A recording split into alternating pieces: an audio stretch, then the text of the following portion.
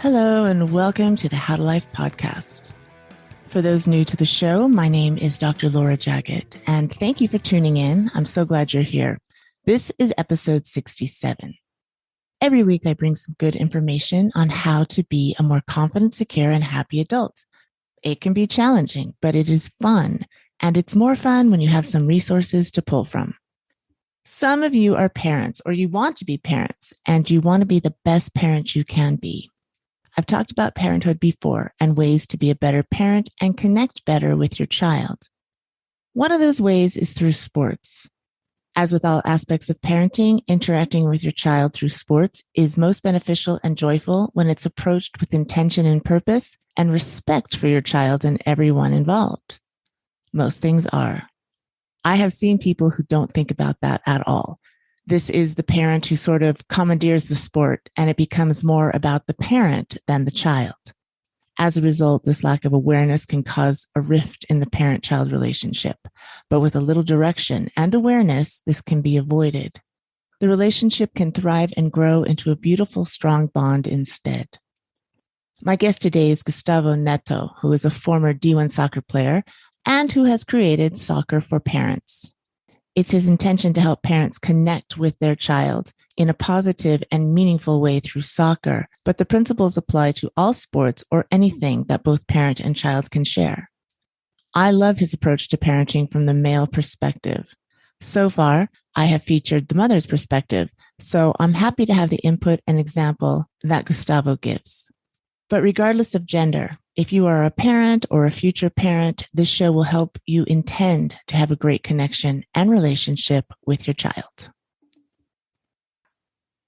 Good morning, Gustavo. Thanks for being on the How to Life podcast. I'm very happy to have you here. Hey, good morning, Dr. Laura. I'm glad to be here. We're going to talk a little bit about parenting and connecting with your child through sports. Before we start, will you please introduce yourself and tell us a little bit about you? Be happy to. Thank you. First and foremost, I'm a father of two wonderful boys. From a personal standpoint, I'm an immigrant to the United States, being here for 21 years. I grew up in Brazil, growing up dreaming of becoming a soccer player. At age 20, decided to drop my university back home, explore a new world by myself, realize my dream of becoming a D1 soccer player here in the US, and then building a global network and be able to have a conversation with you, which I'm very excited about.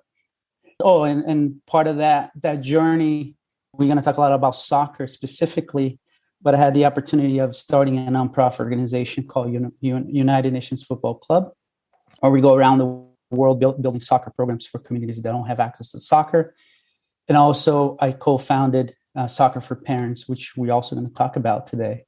And then from a professional side, I've been in the technology industry for over 20 years and working in large organizations such as JetBlue, GE, and I work at IBM as a digital strategist, helping companies around the world.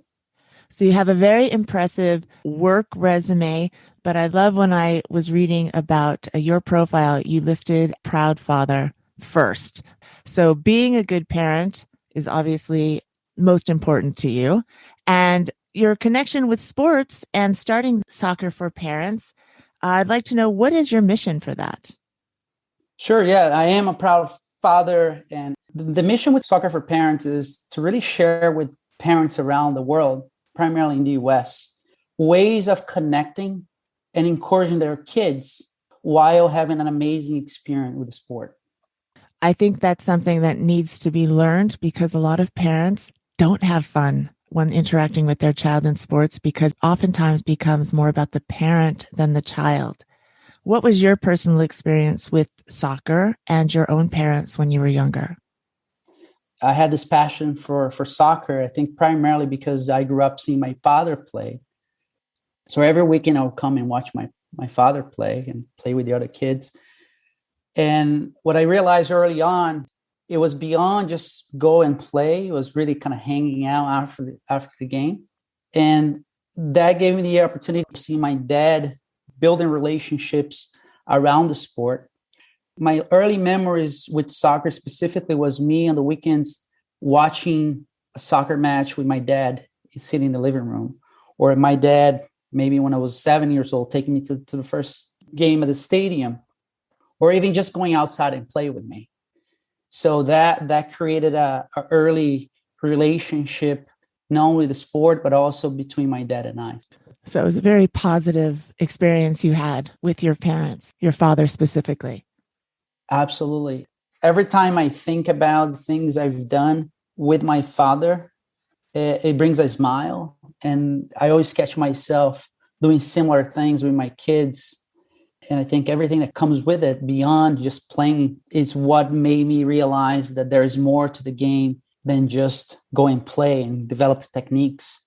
So imagine you, Dr. Laura, giving your children the trust to go and live abroad and play their first international tournament and live with strangers at age 12. That was me. So every time I look back and ask myself, why do I love this game so much? My mind goes back to that experience. I was part of an exchange program in La Serena, Chile, when I was 12 years old. So I traveled with the team and stayed at a local Chilean family for the summer. And it was the first time in my life they arrived at a completely different country, not speaking the language, and being completely on my own, because every one of our teammates would stay at a different family. And to me, that was a turning point and an experience that I will never forget, because that experience, every time I think about it, not only gave me the confidence then to fight fear and get passionate about the unknown, but is what turned out to be the person that I became. I can't imagine me now, my oldest son is 8, say in 4 years, if someone would ask, would you allow him to go 12 years old to a different country and live with a family of strangers? I got to think about it, right? So the trust that my parents gave to me at that age built an independence in my mind, and I created a mindset that I could go anywhere on the world. And guess what? At age 20, this is exactly what I did. Came to the US. When I went to China, I did the same thing. And now my passion is to go to places completely unknown. Doesn't matter if I know the language or not, but meet people, learn from their stories. And I think that's what soccer allows you to do anywhere you go. It builds life skills for life. Absolutely. Did you ever see the child-parent sports relationship in the negative? Did you witness that as a child, or were you aware of that? I definitely have witnessed through teammates that sometimes were embarrassed of their own parents yelling at the sidelines, for example. And also witnessing here as a coach, I would see the same behavior from parents yelling at their kids. So I think it's a fine balance between how much you encourage your children and versus how much you push them to do what you think is right. I think the bigger question is, by doing that, are you asking yourself as a parent, am I frustrating my kid? Am I embarrassing them? Or they're really taking this as a positive words of encouragement? Is soccer for parents also helping parents recognize their own behavior, or recognize that what they do and what their child is thinking may not be in agreement, or to help them find that mutual bond? It's a little bit of both. The main mission is asking ourselves as parents, what is the best way of encourage, engage, and participate in my child's development when it comes to the sport and it comes to anything related to the sport? Of course, you can apply the same principles to any team sport. I chose soccer because that's the sport I played and grew up with. And I think because the global reach of the sport, I also immerse parents into the community. That I always give the example. 2008, I was sent out to China for work, and I've never been to China. I don't speak Chinese. So we have about 30 of us, and we were going to be there for 6 weeks in training. So you get to a new place, you don't know anybody, you don't know the language. But one thing I knew, there's a common language called soccer. So first thing I did, I reached out to the to the hotel manager and asked them if they have a soccer team or any place around that we could play. And he said, well, in fact, we have a soccer team ourselves. So he said, we'll be playing on Saturday. And I said, well, what if I put a team together? Can we play against each other? And he said, absolutely. So it's one of those sports that you can be put anywhere in the world. And the minute you say, I play soccer, I want to play soccer, you're going to find a place, you're going to find people that love it.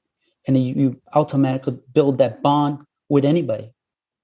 So Soccer for Parents is still developing right now? Yes. So we are currently running our pilot program called the Soccer for Parents Challenge. So we have a small group of parents going through the program as we speak. We have great and amazing content being developed. What is your goal for the parents in the pilot program?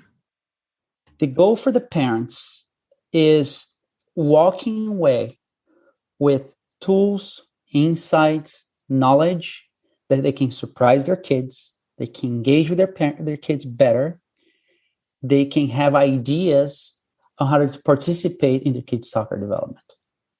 Now you have a 3D experience, a 3D sound experience that is very unique, and it takes the listener through the perspective of a situation, a sports situation, both from the parent's point of view and from the child's point of view.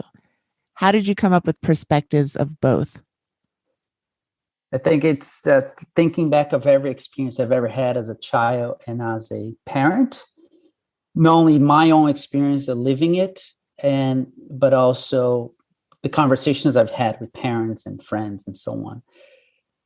When it comes to the 3D sound experience, I want parents to have ways of experiencing soccer, whether it's through playing with their child or through digital medium. So this idea of the 3D experience has been in my mind for a long time. Until one day, I was driving my son to his first soccer tournament. And I was wondering what goes on through a child's mind during a time of excitement, because he was really excited the night before. And I was super excited. And I'm asking him, hey, so Nicholas, how you think about the game tomorrow? It's like, you'll be fun. And every question I asked, he'd be yes, no, yeah, I'm okay. But I knew he was thinking about things, but I couldn't get that out by asking questions. So all the conversations before the game, during the ride there, and after the fact is where I lived that story. I want to share that story, but through a perspective that it wasn't specifically mine. So I created this character called Molly. So it's a girl, she's 8 years old, and she's super excited about her first soccer tournament. Then the story creates this immersive experience through her own mind before, during, and after the game. It's a nice way for people to understand what things go through a child's mind. And you're right, a lot of times children don't voice what they're thinking. They just answer the question, yes, no. There's no one right way to communicate with your child, but is there a common ground? Is there a common starting point? In my perspective, in my experience, so number one, when you treat them as humans, we don't make assumptions, we don't impose anything on them, but really treat them as humans and ask them questions. And really get to the bottom of how they're feeling.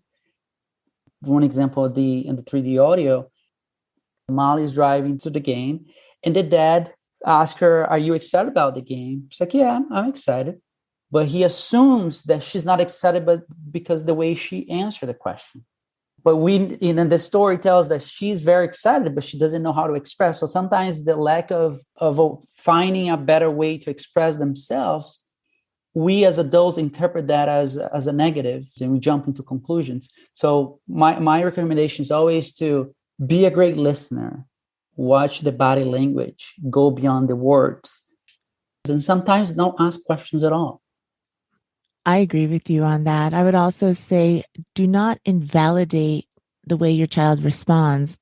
Everybody has their own way of communicating, and the way they do it is the correct way for them. And we as parents, we have to respond to that in the best way that we can, in the most mature way we can. What is your goal for Soccer for Parents and nurturing the parent-child bond? I hope to create a community of parents that will go from not having much knowledge about the game to, number one, get knowledge about the game. Over the past 10 years, soccer has been the second fastest growing sport in America. I want to prepare parents or get parents to acquire enough knowledge to be positive, to encourage their kids, to be able to motivate them, know how to engage with them, and create this community where we have parents, former players like myself, professional players. We have coaches, referees, whoever is in the best interest of a child's development, be in this community to share their experience and create memorable opportunities for a lifetime. What are the benefits that soccer or any sport for that matter can provide for a child? When it comes to team sport, I look at two different layers. One is the interpersonal skills that the child develops. The developmental stage for soccer, for most team sports, is ages between 4 to 12. Well, first of all, what you want to do is have them to have fun. I think there is an expectation of, I need to win every time, or I need to be better than. And at this stage, it's about appreciating the game, about having fun.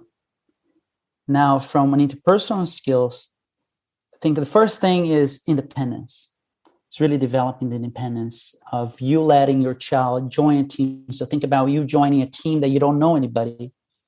You getting there, being able to introduce yourself, get to know people, develop relationships. You do that on your own.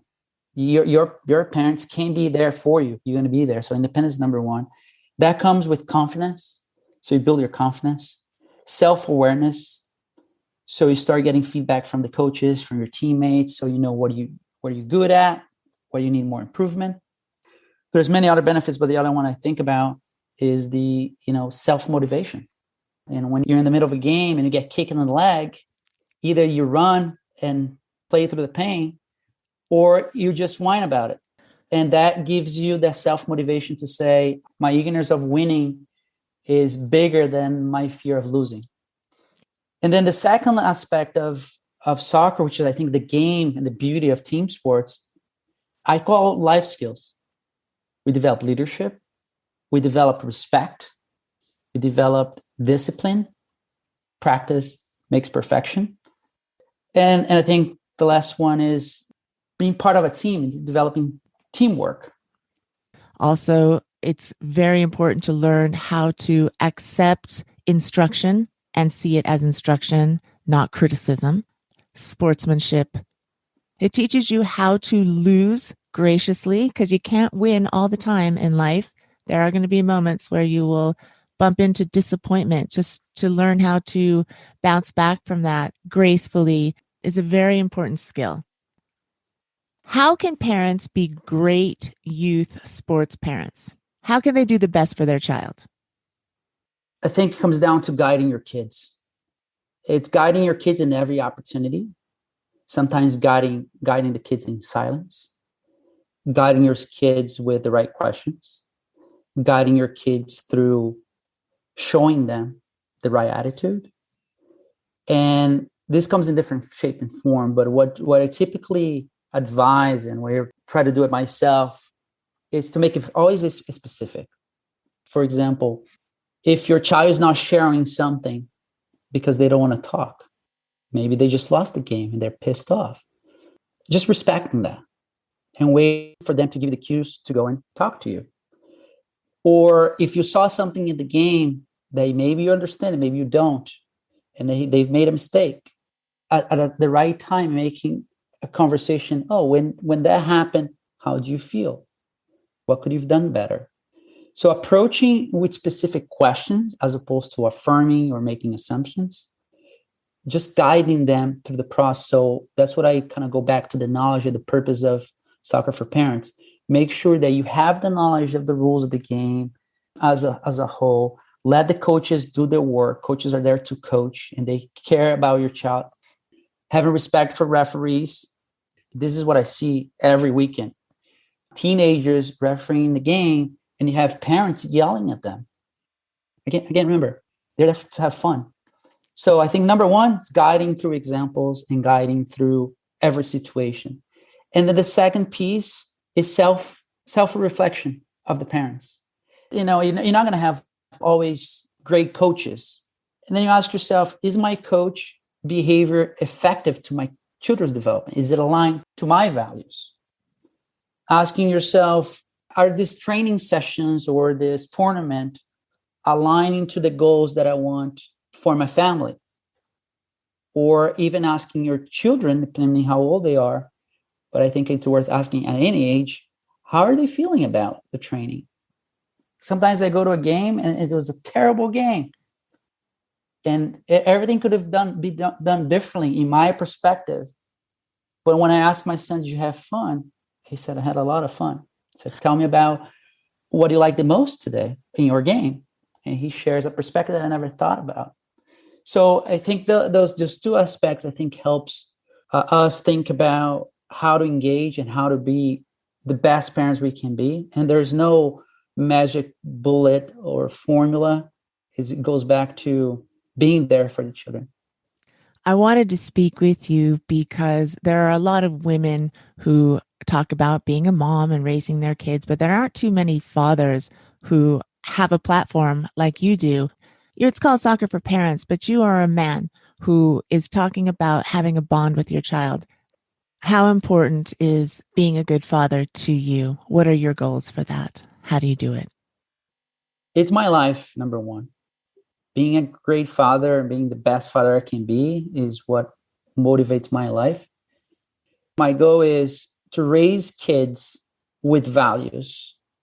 So, for example, I always say to my wife, I don't expect anything from my children other than that they can respect people, that they understand that they need to be nice to people. And if my children can take 3 or 4 values that we set up them to have, then I was the best father I could be.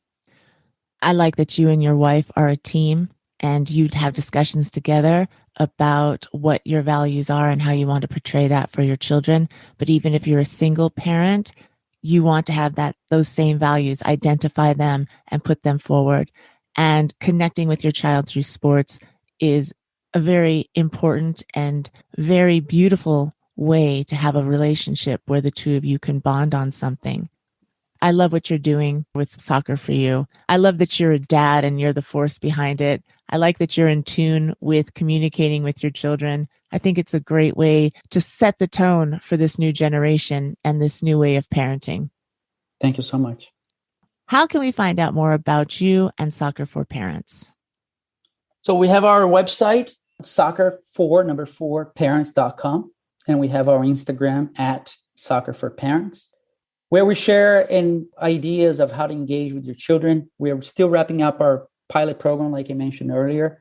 But, Dr. Laura, we wanted to do something special for your audience and the listeners to How to Life. So I created a special page, soccerforparents.com/how to life. And although the 3D audio experience is an exclusive content as part of our mastermind, I decided to make it available. So again, soccerforparents.com/how to life, and listen to the 3D sound experience and stay tuned with our content. We are developing on a daily basis. We're about to have a big launch over the summer. And if you're interested in subscribing to the next class that should be coming up, we have a form there that you can fill out, share your name and email. I'm going to have all of those links in the show notes. Gustavo, thank you very, very much for joining me today. I really appreciate your insight, and I'm very happy and impressed by the work you're doing. Thank you very much for having me. It's been a pleasure. And let me know if you have any questions. Gustavo is a great dad. There's no doubt about that. You can find out more about Gustavo Netto and Soccer for Parents on the website, soccerforparents.com. All of his contact information will be in my show notes for this show at howtolife.com/067. Check out the 3D experience that Gustavo has created for the How to Life podcast listeners. It's very easy to get there. You just go to soccerforparents.com/howtolife and you can get free access and see about future classes that he'll have available to help you create a wonderful relationship with your child. If you'd like some more advice and guidance about being a great parent, I have some other podcast recommendations that you can listen to.